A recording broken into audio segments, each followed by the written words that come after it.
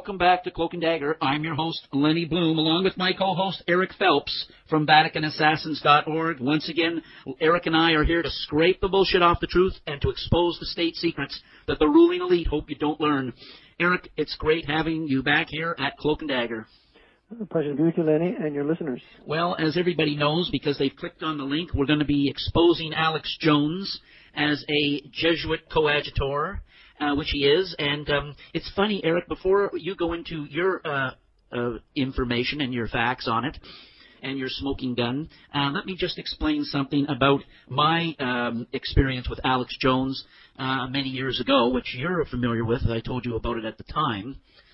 You'll recall that Sherman Skolnick, our wonderful, great American judge buster, my former co-host, he and I were asked on to Alex Jones's show.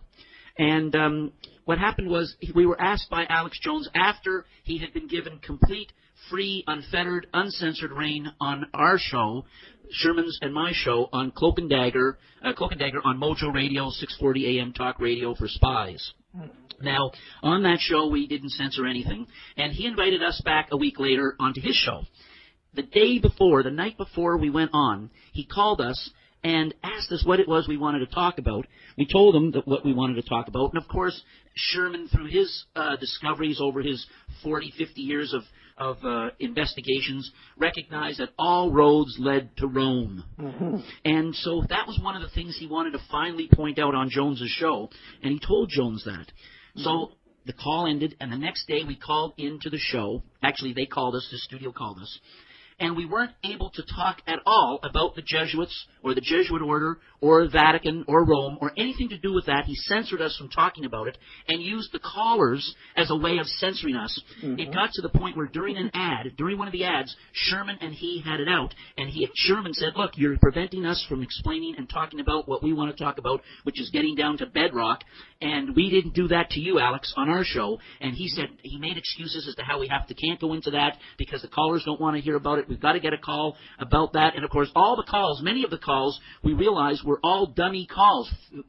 There were Alex Jones's guys in the studio calling in because they wanted to move the topic away from the Jesuits. So right there and then, Sherman, after we hung up, we talked about and realized that this whole Bohemian Grove video they got it out because he was given it by the Jesuits. He's part of them. The whole thing was a big fake that he moved in there. Right. And Jones, you're a fraud, and we've nailed you today. Go ahead. Exactly right. That's right. And I saw that clip with him and David Durgan, and you knew they were working together in that supposed little confrontation. It's really quite telling. And then the confrontation between him and George Bush when Bush was governor of Texas, when Alex Jones says, what about the CFR? What about the Federal Reserve? These famous man's leading you people astray. And then they escorted him out of the building. If it would have been anybody else, we would have been arrested. They wouldn't get near Durgan if it would have been anybody else. Right.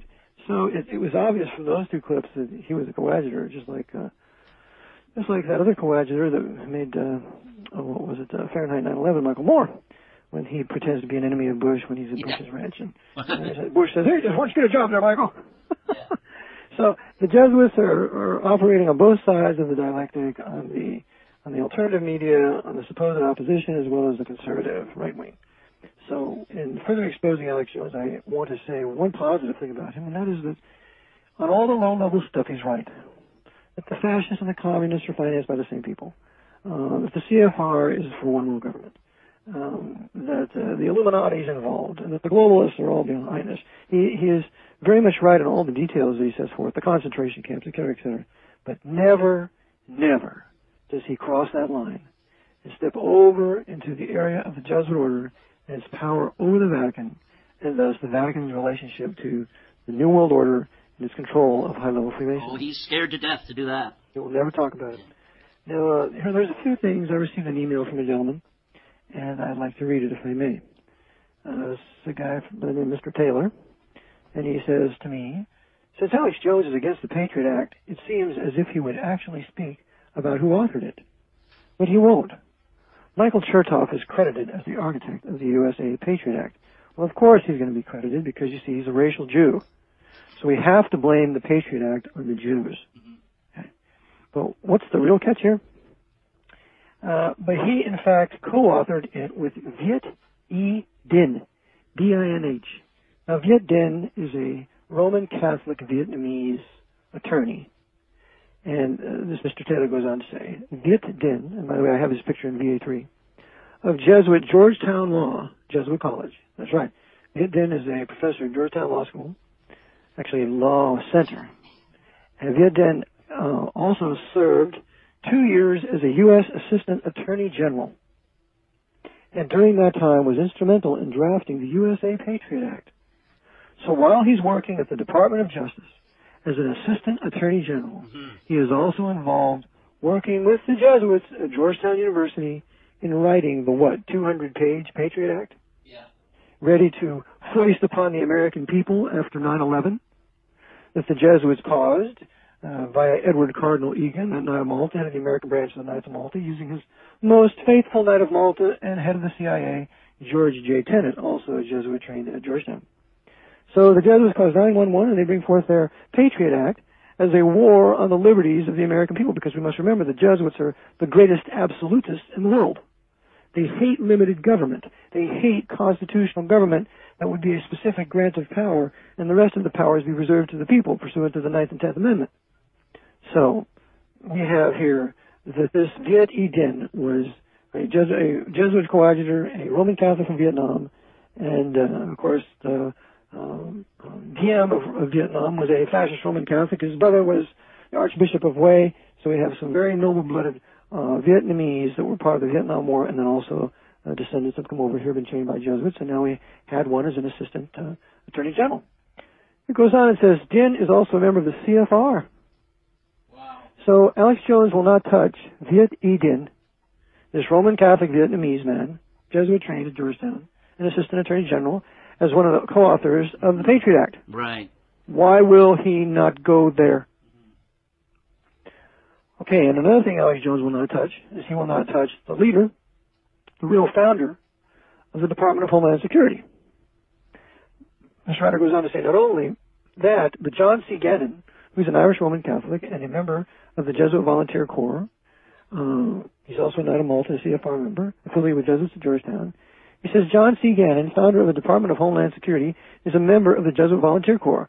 Other Homeland Security conspirators are Emilio T. Gonzalez. Emilio T. Gonzalez, intimately involved with the Department of Homeland Security, is a Knight of Malta. A Knight of Malta who answers to Edward Cardinal Egan, that Knight of Malta, the Archbishop of the capital of the world in New York City, and Michael P. Jackson, Georgetown grad, another Knight. So the Department of Homeland Security is run by the Knights of Malta. It was created by a Knight of Malta, John C. Gannon, who was given the highest award by President George Bush for civil service because this guy was in the CIA for some 23, 24 years. And now he is intimately associated with Georgetown University, the real capital of America, dictating policy to whoever resides in the White House. So there's these kinds of people that Alex Jones will not interview. Yeah, and he will never attack them, and he will never expose them. Yeah, and it's a smoking gun. It's a stinky. The whole thing sticks out like a sore thumb because they always ignore the obvious. They always ignore the obvious. The Jesuits and these guys from the Jesuit colleges, they always ignore them, and yet they're all there in the background. And by ignoring them, what Jones and all these other Jesuit coadjutors do is they make them stick out like a sore thumb and a mushroom cloud. That's exactly right. Another thing, this exposure at Bohemian Grove, quote-unquote. Why did not Alex Jones show the connection of a statue there of a Roman Catholic priest, Jan Nepolik, I believe that's how you pronounce his last name, who was put to death by, I believe it was the king of Czechoslovakia in the 13th century, it's Bohemia, something like that back then, for refusing to divulge what was confessed to him in the confessional. And he has his finger over his mouth there at Bohemian Grove in a kind of fashion. Well, this is typical Jesuit. And the Jesuits, if you even go to Wikipedia, you read about this man, you see that they love him. They have greatly exonerated him because you see he was a great protector of the confessional, of which the Jesuits are. That's why the Jesuits moved American common law to Roman civil law. Under Roman civil law, whatsoever is confessed to a priest in a confessional cannot be forced to be divulged in court. But at the canon of the common law, it can be forced. It can be held in contempt if you don't tell what was confessed to you in a confessional. That international system of espionage and intrigue. Okay, those are a couple things. I'll go a little bit farther here. Yeah. Alex Jones